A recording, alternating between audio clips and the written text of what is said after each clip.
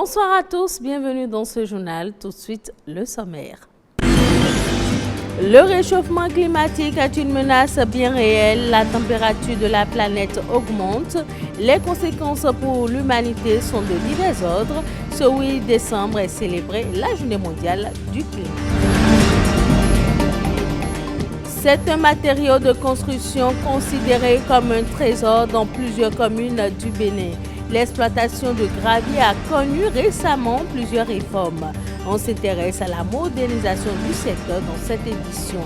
La filière anacarde au Bénin se porte de mieux en mieux. Deuxième produit d'exportation, l'anacarde assure le développement économique du pays. Mais comment accroître la production et la commercialisation de la noix de cajou? La réponse à suivre. Bienvenue dans cette édition. Ce 8 décembre, c'est la Journée mondiale du climat. Cette journée a été créée à l'initiative de plusieurs organisations non gouvernementales. Une occasion de rappeler la menace bien réelle du réchauffement climatique et la nécessité d'agir pour en limiter les effets. Amandine Anyambossou.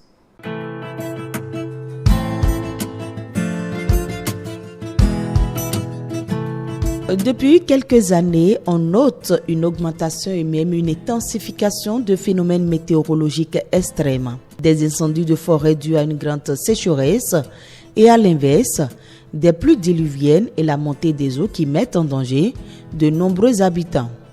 Ces catastrophes sont à l'origine de famines et des migrations de nombreux réfugiés climatiques qui sont obligés de quitter leur lieu de vie pour survivre.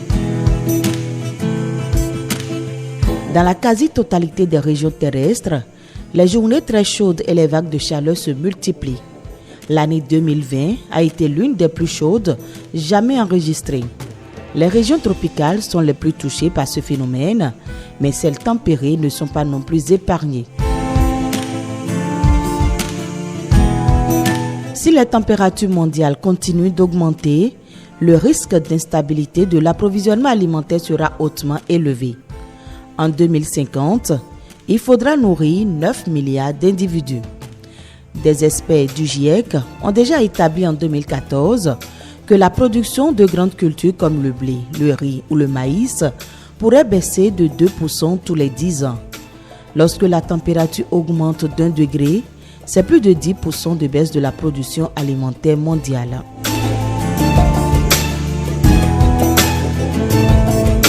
Le réchauffement climatique est une menace pour la planète. Ce phénomène a fait émerger une conscience globale et impose la mise en place d'une coordination internationale. Chaque citoyen peut agir à son niveau pour limiter ses propres émissions de gaz à effet de serre grâce à des gestes quotidiens pour l'environnement. Faites des courses en optant pour le zéro déchet avec le moins d'emballage possible. La coopération internationale par des traités et des accords engageant la responsabilité des gouvernements doit aussi intervenir pour faire face à cette situation d'urgence. Comme le dit Fabrice Bonifay, président du Collège des directeurs du développement durable, pour stopper le réchauffement climatique, c'est comme un amour. Calmons-nous sur les déclarations et privilégions les preuves qui attestent de la diminution concrète des émissions.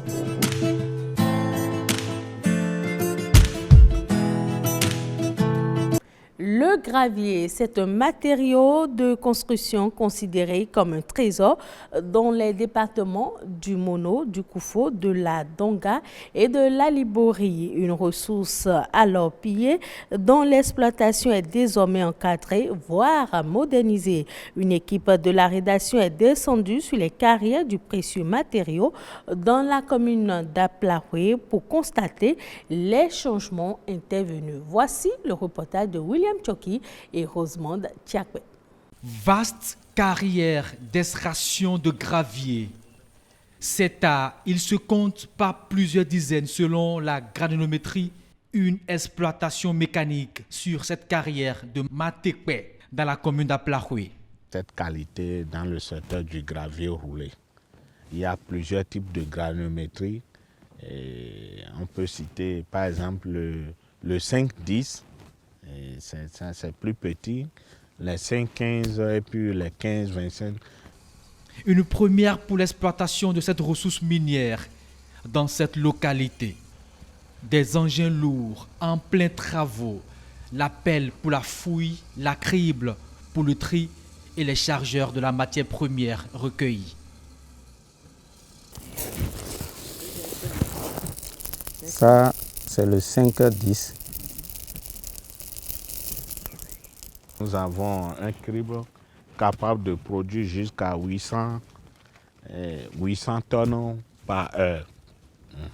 Une forte exploitation industrielle avec des impacts sur le couvert végétal, une destruction environnementale.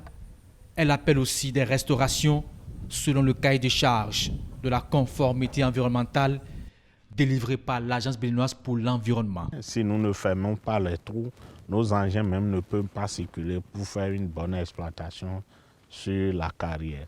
La restauration du site, nous sommes bien suivis par l'ABE qui nous rend visite chaque 3 mois et aussi le ministère des Mines qui nous rend visite régulièrement et nous donne des consignes, ce qu'il faut faire pour respecter l'environnement. Des autorisations d'exploitation, ils l'ont reçu aussi, ces hommes, dans ces trous baignants de grande profondeur. Depuis que le gouvernement actuel a voulu reformer le secteur minier, ça fait qu'il n'y a pas du désordre dans le secteur. Papier sur les yeux. Sinon, la direction était passée et ils ont aussi... Nous sommes en train de sensibiliser tous ceux qui font l'exploitation clandestine là pour qu'ils puissent quand même demander l'autorisation qui, ma foi, le processus pour l'obtention de l'autorisation n'est pas aussi compliqué que ça. Une exploitation artisanale, elle nécessite de la force physique, le tri est fastidieux et la moisson souvent maigre. Augmenter l'espace. Au lieu d'aimer hectares, qu'il revoit si c'est sur 1 hectare ou bien 2 hectares, ce serait mieux pour nous. Les autres disent que c'est vous les autorisez là, c'est vous qui n'a pas voulu que nous aussi, nous on mange. Vous comprenez ce que je dis maintenant? Donc les difficultés sont énormes. Hier, c'était une véritable vache à lait, une exploitation sauvage des carrières, les normes environnementales foulées aux pieds. Aujourd'hui, le secteur minier est mieux cadré avec des exigences administratives. Plusieurs localités du Bénin regorgent de cette importante ressource minière pour la construction. Du nord au sud, ces gisements s'étendent à perte de vue. On parle à présent du deuxième produit d'exportation du Bénin après le coton. L'anacarde, qui représente 25% du PIB, emploie plus de 70% de la population active. Une filière importante pour assurer le développement économique du pays. Comment faire pour accroître la production et la commercialisation du cajou béninois? Enoch Anator, conseil technique près le Conseil national des exportations de cajou, nous donne ici des précisions. La filière anacarde aujourd'hui au Bénin est dans une dynamique qui peut rassurer. Certes, il reste encore beaucoup à faire pour que les différents acteurs de la filière puissent véritablement tirer profit de leurs activités et que l'État puisse également en profiter au maximum. Les besoins aujourd'hui de la filière s'énoncent en termes donc de développement des capacités de production. La nécessité du renforcement de la recherche et notamment du financement de la recherche sur l'anacardier.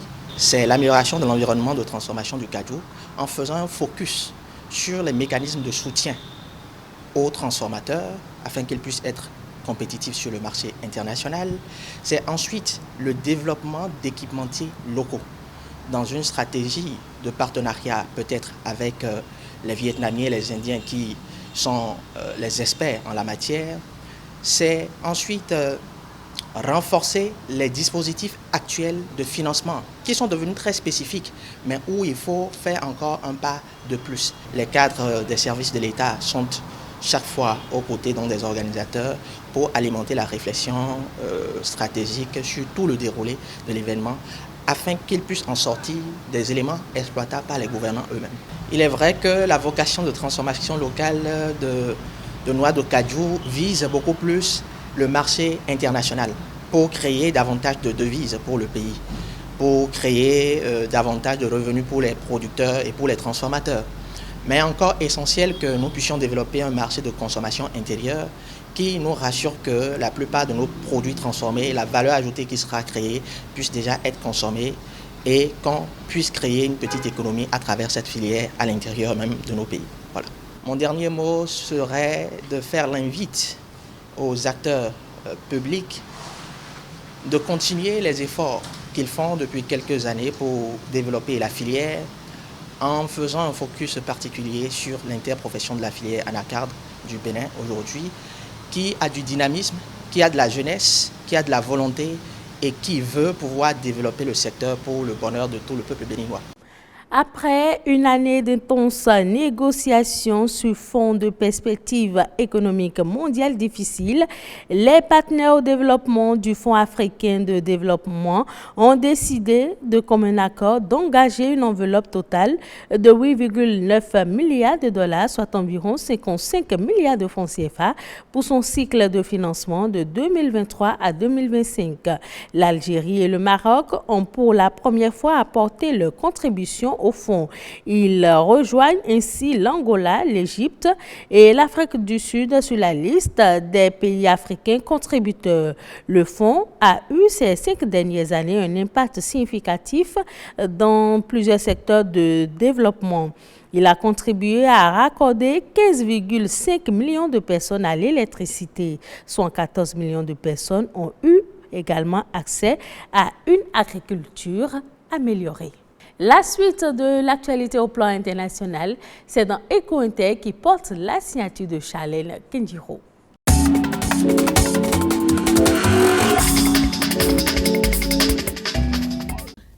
31,4 milliards d'euros, soit environ 20 000 milliards de francs CFA, c'est le résultat de la collecte de fonds organisée par le Niger, lundi 5 et mardi 6 décembre à Paris. Les investisseurs privés et partenaires techniques et financiers de ce pays sahélien se sont engagés à travers cette collecte à accompagner le plan de développement économique et social pour les années 2022-2026. Un plan quinquennal qui vise à stimuler une croissance économique censée atteindre un taux annuel moyen de 9,3% contre 5,4% en moyenne entre 2017 et 2020. Ramener le taux de pauvreté de 43% en 2022 à 35% en 2026 est aussi l'un des objectifs prioritaires de ce plan de développement. La campagne de commercialisation de l'arachide est de bon augure en Afrique de l'Ouest. Une opération qui débute avec des prix en hausse par rapport à l'année dernière. Une hausse tirée par les prix des huiles alimentaires importées qui engendre une augmentation de la demande locale. Au Burkina Faso comme au Sénégal, le prix d'un litre produit sur place était il y a quelques jours d'environ 1000 francs CFA contre 1200 à 1500 francs CFA le litre importé. À l'international, la tendance à la hausse se fait sentir également. Elle est alimentée par une baisse annoncée de la production chinoise, premier consommateur mondial. Le marché est également soutenu par la baisse annoncée de la production américaine. Dans ce contexte, les prix ne devaient que rester sur une pente ascendante. Comme l'huile d'arachide, le marché de l'huile d'olive est aussi en escalade. La récolte devrait baisser cette année de 800 000 tonnes en Europe. En cause, la chute de 40% des récoltes d'olives annoncée en Espagne, premier producteur mondial, ce qui induit la hausse des prix. À cela s'ajoutent les baisses des productions italiennes, moins 30%, et portugaises, moins 40%.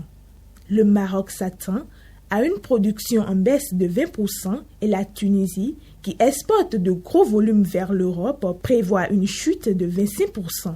Des chiffres qui font que l'Union européenne devrait voir ses volumes d'huile d'olive chuter de 800 000 tonnes cette année, avec une production estimée à 1,5 million de tonnes contre 2,3 millions de tonnes l'année dernière.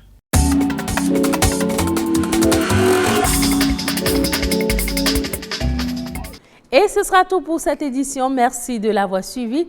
Retrouvez ce journal sur le site de l'ORTB, www.ortb.bj.